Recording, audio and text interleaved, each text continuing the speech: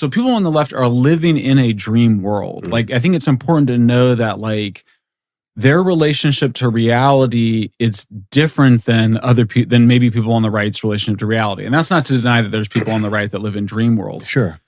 But there is like these people are living in these really clear dream worlds where then they're looking to kind of conform reality to it. So the fact that you could sort of say, well, it's not going to help him, it's not going to help anybody to like let him off on the street again. I think that it gets justified as, well, but it's morally what's correct according to the terms of my dream world. And so, I think it is, it's important to know that people on the left are overwhelmingly, good intentioned in their own minds, but that those intentions end up getting hijacked by very sophisticated and powerful ideologies that also are delivering psychological and social and often, financial rewards to people. I mean, obviously you can't get a job if you don't hold those views in many institutions, including the media, including universities.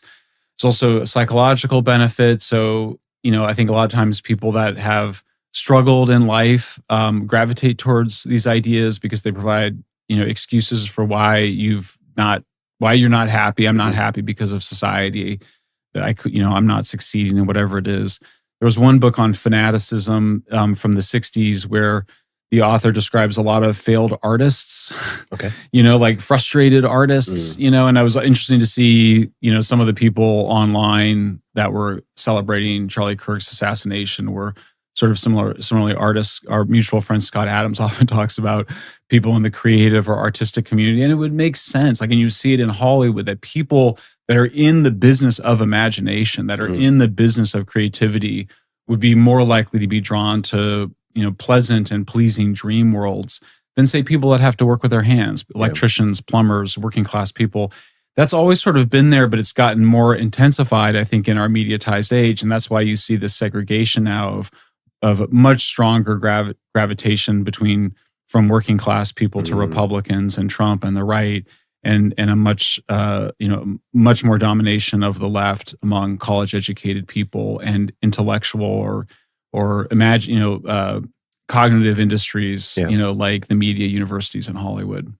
Yeah, that makes sense.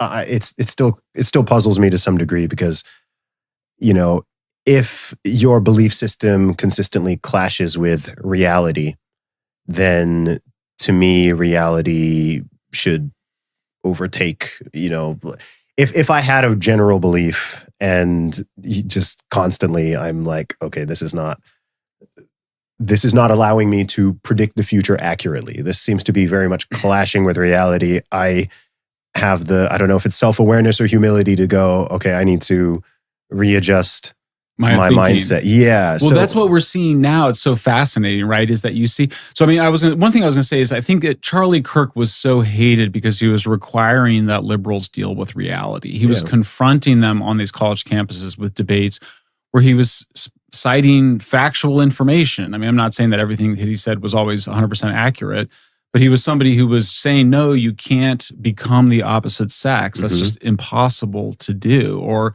talking about crime and crime rates and disproportionate levels of homicides among Black Americans. It's very first of all, it's very unpleasant and uncomfortable to talk about.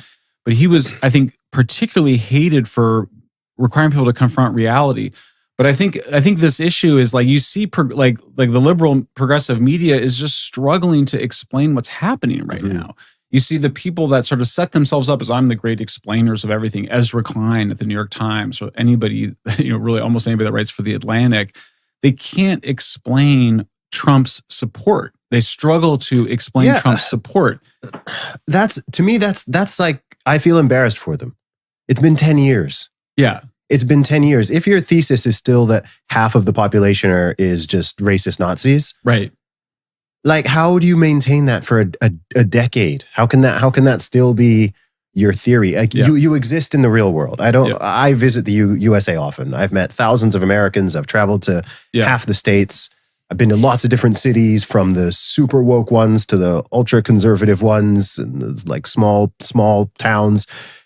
And the notion that half of the country are you know, to use their terms, racist and white. Like I'm a black man, FYI, for those who don't know. Okay. Right.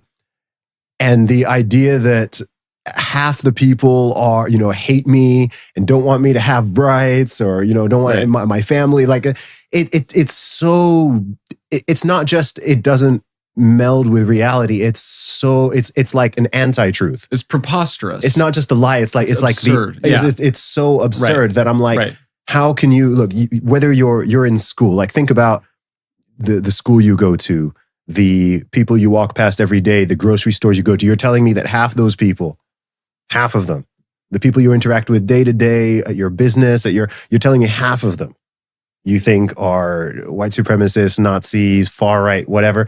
Like it doesn't slightly track with reality. So, and we're talking about people who are in the media, right? So you should be even more investigators. You should be more in tune with what's going on in your country. Right. And they're just not. I don't know if it's pride. I don't know if it's arrogance. I don't know if you're being paid to act stupid. I don't know. I don't get it. Definitely pride. Yeah.